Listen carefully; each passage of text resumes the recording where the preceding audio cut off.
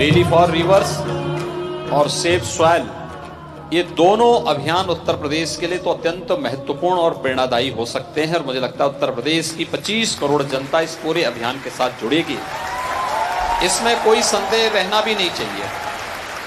और मैं इस बात के लिए आश्वस्त करता हूं कि रैली फॉर रिवर्स हो या सेव सॉइल, इन दोनों को उत्तर प्रदेश पूरी मजबूती के साथ आगे बढ़ाने का कार्य कर रहा है। Uttar Pradesh, which is the largest tract of land and the most agriculturally prolific land, must take the lead, and especially when you have a yogi, and I'm very confident it will happen. Yogi is… everybody calls him firebrand. So, with this much fire, UP should go at the fastest